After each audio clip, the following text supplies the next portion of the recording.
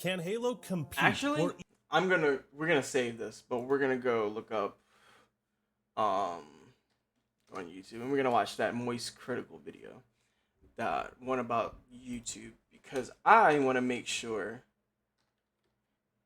I think that's Moist Critical's channel, Penguins. I was in. Yes, it is. Most ridiculous ban on Twitch. We're gonna start with this one.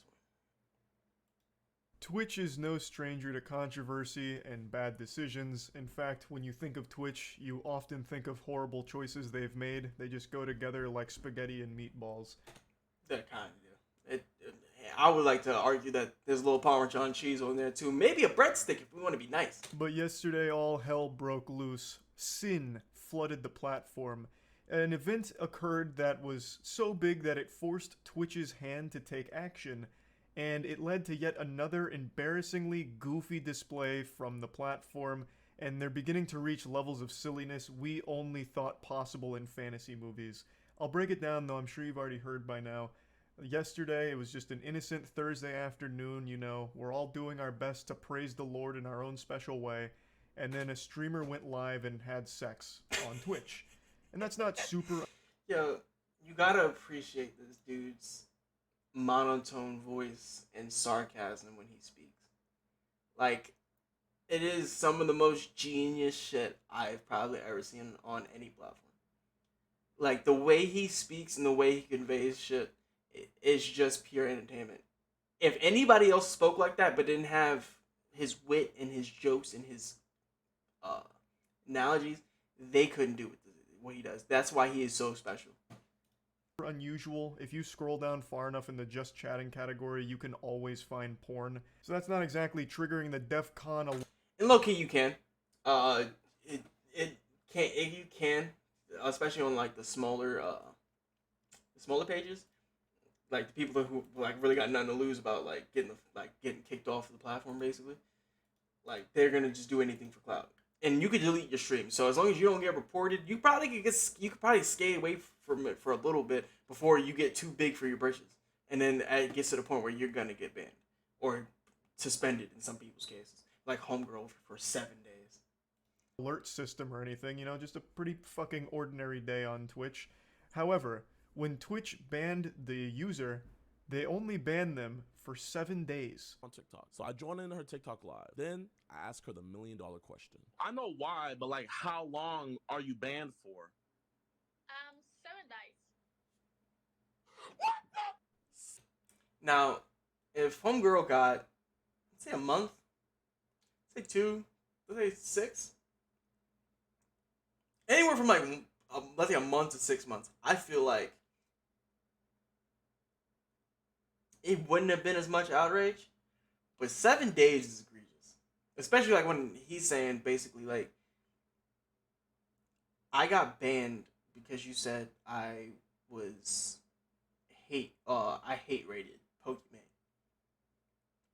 So if I could have sex on the platform and get banned for 7 days, why is my hate rate a permaban? Especially after you already decided that I was banned. We've been over this. Doesn't matter. 7 days. Now, why is this situation such a big deal? She broadcast her visit to Dr. Dick and Balls and got banned for it. You know, I'd say that was a Dr. Disrespect joke, okay? Dr. Dick and Balls. The problem is how long she was banned for. 7 days. You see, Twitch is very inconsistent with its enforcement of the rules. Sometimes it'll ban a streamer for a month because of one really small issue, or even no issue at all, like a Like, for instance, I feel like Twitch doesn't have like a base in its bans. And what I mean by like a base, there should be, for specific instances, there should be a, let's say, especially if it's your first offense, it should be like jail, or like how the court, like how I guess laws and courts work.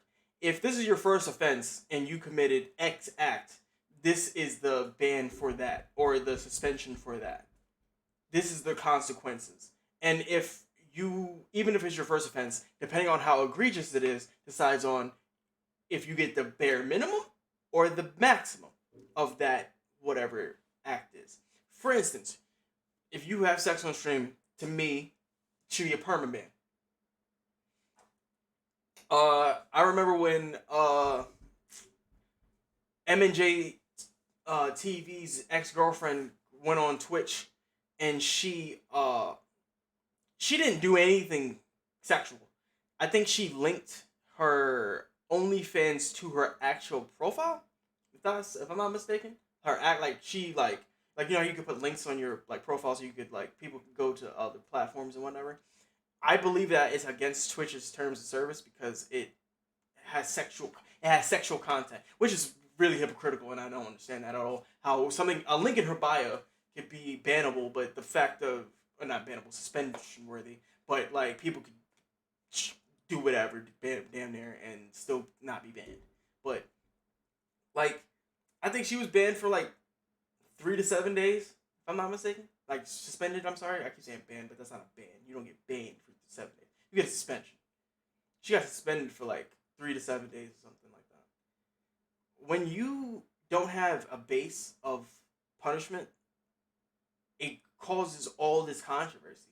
Like that's why Gideon could say, "Yo, is it racism, favoritism, or sexism? Or sexist?" I'm sorry. Like, what is it? Why are certain people allowed to do certain things and get certain punishments, and then some people are treated harsher? It's like I said, especially if it's your first offense across the platform. It shouldn't work that way. We talked about earlier with the NFL when they had the Ray Rice situation, like how they went and backtracked that whole shit because they got caught in how bad it was. And like even to this day, they still don't understand. They still don't know what the base of a suspension is. Misunderstanding. Sometimes it'll permanently ban streamers over fucking nothing. They don't enforce their rules equally across the platform, similar to what YouTube was just called out for by Corey Kinshin. Twitch, for a long time, has always been really inconsistent with its enforcement of their rules. And what you just saw there was a YouTuber named Gideon, massive YouTuber, and he used to be a Twitch streamer until he got banned 8 months ago. 8 months ago, Gideon was streaming and told his viewers to go to Penquinz0's chat and spam L+ ratio, and he was permanently removed from the platform, calling it a hate brigade. And it's been 8 months now. Gideon's apologized. Him and Penquinz0 are on good terms, as I understand it, but he is still gone. Yet, this girl orders a hot dog extra wiener on stream and only receives a 7-day suspension. This man is just throwing the haymakers out, but just like they're haymakers, but they're just the hard ass jabs coming quick as fuck too. Like bro, damn boy, this man's cooking.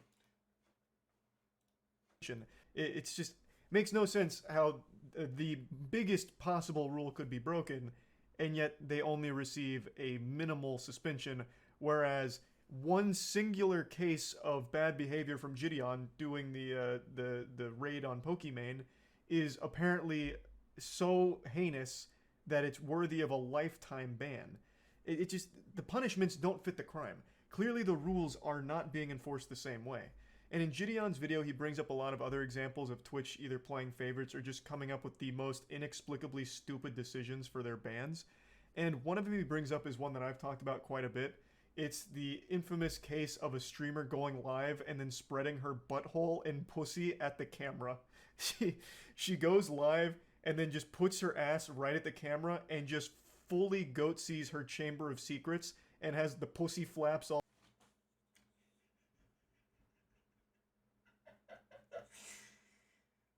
Oh man, said her chamber of secrets.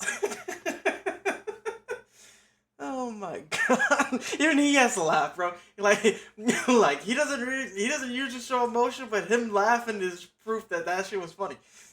Like he knew that shit was funny. All visible and everything, and just does that for like what 15-20 seconds, something like that, and then goes offline. Claimed it was a mistake, thinking she was on a different platform. What platform did she? Okay, if you did that for 15, first off, I'm sorry. Okay.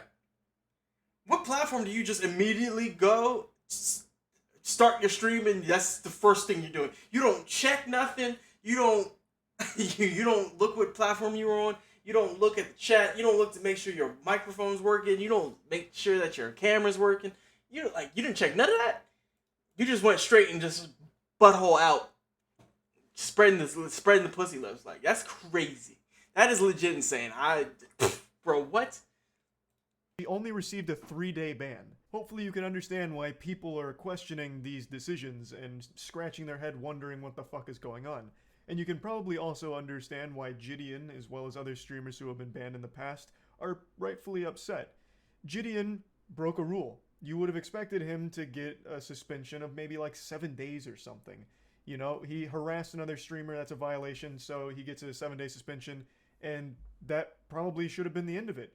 But instead he got permanently banned, and they've stood beside it for 8 months. So he's been banned forever because of being mean to another streamer. Meanwhile, this lady just broke the biggest possible rule on the platform and only received 7 days. Like, this doesn't add up.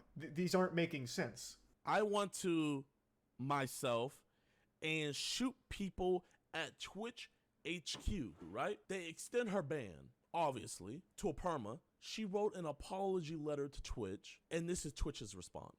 After reviewing your case, we can... Yeah, she should, like we talked about earlier, that girl should have been perma banned immediately. It shouldn't have been, oh, not immediately. Shouldn't have been reversed. It could have, even if it did get reversed, right? I feel like she should have had, like, a probation period. Like, she still had to sit off the platform for quite a while. At least, let's say 6 months to a year. After some terroristic threat shit, first of all, like I said, I don't even know how she even got back on the platform. That just tells me something needs to be going on Twitch. Like, somebody that has power just doesn't care. But confirm that the correct enforcement was issued. However, given the details of your case, including the remorse expressed in your appeal, we have decided to reduce your suspension duration. This is another strong example Gideon gives of the questionable policy enforcement from Twitch. This comes from a streamer named Narcissa Wright, and if you're familiar with that streamer, you know the whole story surrounding her and her mental health, and it's overall a very sad situation, but I think this case is a very important one to talk about in regards to Twitch and their policy enforcement. This streamer made a public threat to... Okay, nah, I didn't know that homegirl was going through it. She had some mental problems, and she might be dealing with a lot of depression. I don't know what her situation was, but still.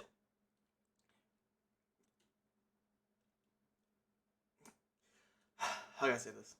If somebody was high or drunk and said the same thing, would Twitch care? But since now that we like, a lot of people are fake caring about mental health, is that why she got her shit reversed? Causes questions. Hurt themselves, as well as shoot up the Twitch headquarters in response to a temporary ban they had received. After making that public threat, they received a permanent ban. And after making an apology to Twitch, she then got the duration reduced to 22 days. Well, why was her apology accepted and reducing her suspension time, whereas Gideon's apology didn't do shit, they just wiped their ass with it? Like, it's not making sense. Gideon's offense was much less severe than fucking on camera, getting your fucking back blown out, and also making terrorist threats about shooting up the goddamn company. Like, his is so trivial in comparison to all of those things, and yet his is the most severe punishment so far. And he's not alone. There's other streamers that have received permanent bans or extremely lengthy bans over small things. One that I've cited a lot is Forsen's ban a couple years ago, where Forsen accidentally flashed an inappropriate picture on stream and received a full month ban for a very genuine mistake, and only was there for like a single fucking pixel. It was like a second, but still. Yeah, stuff like that. Like I said, I believe, like I said, he's bringing up a big point. If something was shown by accident, like let's say somebody links you something, and you click the link and you try to get it off the screen quick enough because you don't know what the hell you just got linked to, and let's say your mod is like somebody you trust, your mod is trolling you. He sends you a link, you open it up, and it's just full on porn, like some girl gobbling some nuts, and you just like fuck. I like scrambling to get your shit off. that should show like, yo, I shouldn't be banned because I didn't intend to put that out there. Like, and that's something that just happens out of just like, could happen out of thin air. Like, it's not something like he was clout chasing. Like, oh, he didn't hype it up on his Twitter. Say, yo, I'm gonna show some really exclusive, raunchy stuff on my Twitch tonight, and then we're gonna show you some bullshit. Like, nah, he didn't do that. And I bring up the that time a long time ago when homie got banned for watching porn on his stream. Like, I don't even think he showed the actual porn. It was just him jerking off because he had his camera still on and he was still streaming. And he forgot to turn it off. Like, I remember he got permabanned, and even he didn't get permabanned. He permabanned himself because I don't think he ever came back to the internet. Because after something like that, that's too embarrassing. So it's like, what do you like? What is the standard? What is the common ground when it comes to consequence? What are we doing? Received a much harsher sentence than someone actually having sex on stream. It's just ridiculous. There's no consistency to their rule enforcement, and the duration of their bans make absolutely no sense. I also don't understand the argument that a lot of you are going to make about how Twitch makes more money off a girl having sex than just like a normal streamer like Gideon. That's just blatantly wrong. She was not a big streamer. The girl that just recently got fucked on cam was not a big streamer by any means. I think she had like fucking 10 or 15 viewers at the time it happened. I don't even know who reported her, to be honest. I imagined at that point it's just friends and family watching, so I don't even know how the fuck it even became like a big enough deal that Twitch stepped in.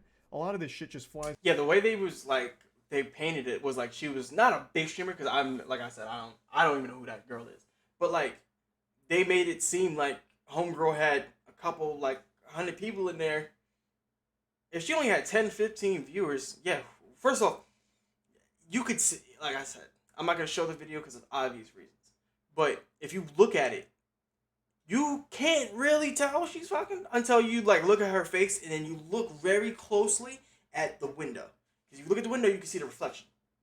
So it's like, if there was no reflection and it was just her face and it just looked like she was a little constipated or something, would she have been banned? Probably not. Under the radar on the site.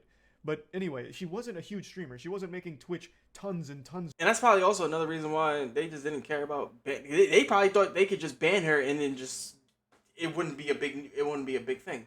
She wasn't a big streamer, so we could just scrape this under the rug and like act like it didn't happen. Like, nah. Of money or anything like that. And she's not like a big figure outside of Twitch either. She has like 800 followers on Twitter. I don't know what she's got on TikTok or anything, but she is not like this huge money-making machine for Twitch. So then why are they doing everything to defend her, like stepping in front of the bullets and everything for her? A 7-day ban is nothing. That's not even a slap on the wrist. That's barely even a light tap on the bottom.